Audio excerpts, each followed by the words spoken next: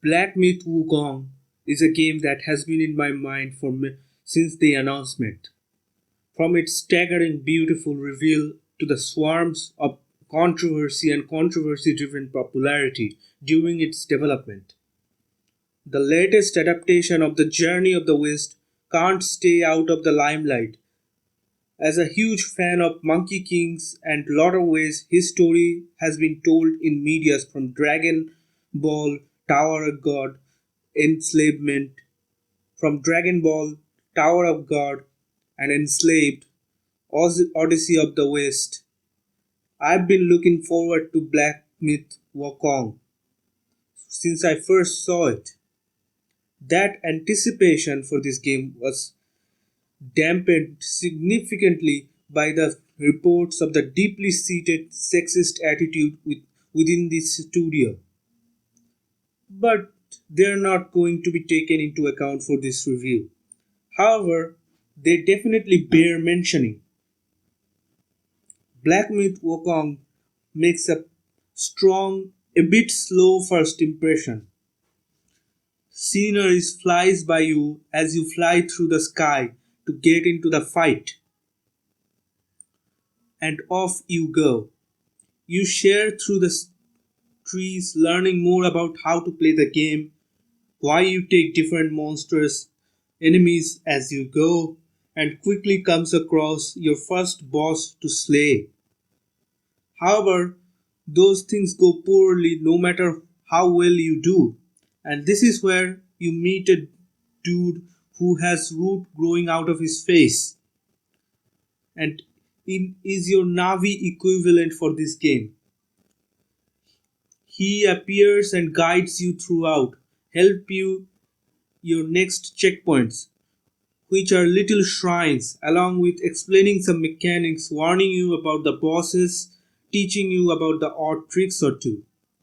Combat is a blend of unleashing physical and magical attacks, with some dodging thrown in for good measure.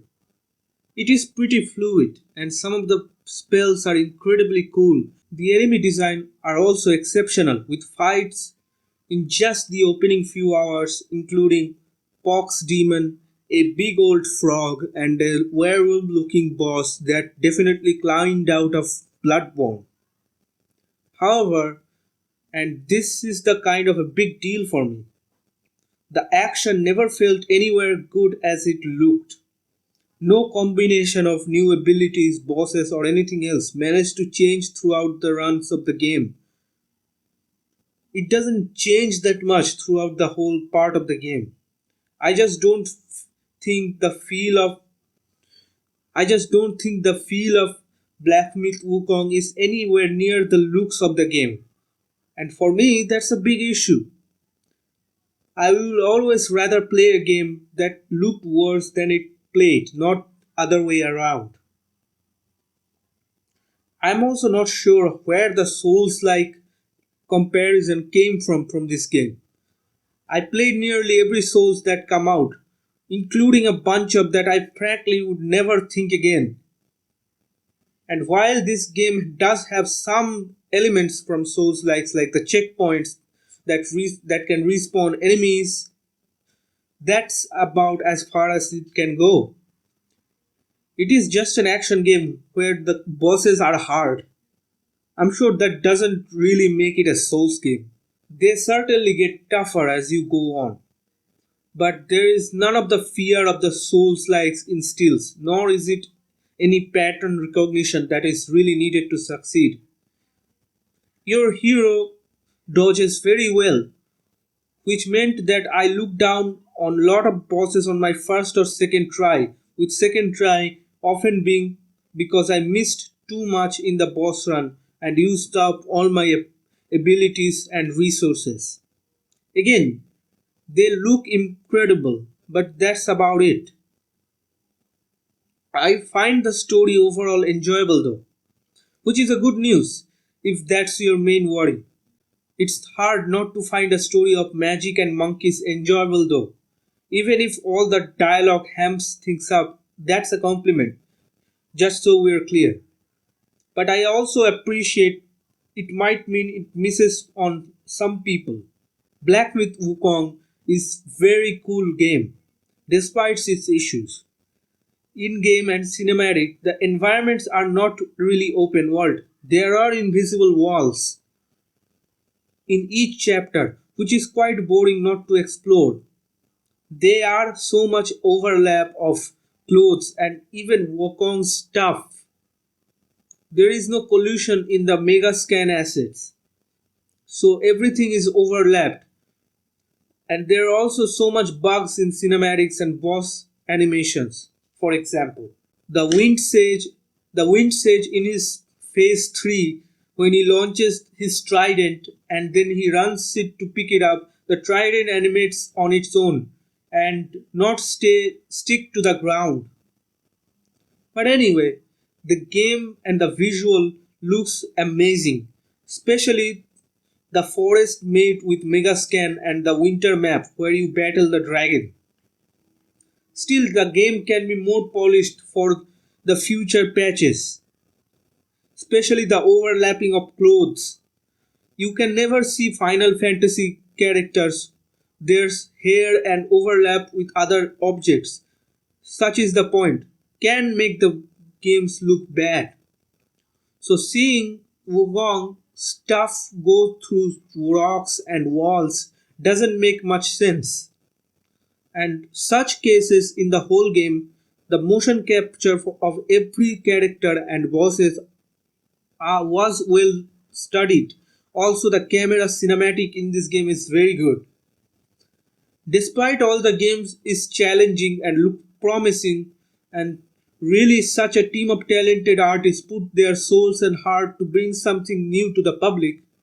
Very well done, Game Science Studio. Despite the challenge to run, Despite the challenge to learn the Unreal Engine and the whole secret behind making AAA games, I'm sure you're going to bring more beautiful works in the future and learn from its mistakes. The frame rate isn't too stable in PS5. The camera movement isn't consistent either, with you ba- with you basically trying to look ahead. Some difficulty setting is weird. I know that's where the Souls like comparison comes from, but it is an action game, so I was expecting a difficulty setting. I'm not mad about it, but the main problem with this is that some boss are hilariously easy and some are hilariously difficult. The balancing is all over the place. Something like Elden Ring. Good potential, but there are a lot of issues with it. All the vendor items that are very useful are all out of stock very often. The dodging seems to be very buggy, and sometimes you will get a hit even when you shouldn't. You should not. And whose fantastic idea is it to make that you can't even get a checkpoint in between some of the bosses? You use all of your items on one boss and can't even recover it for the next, then have to run away all the way back. Like, seriously?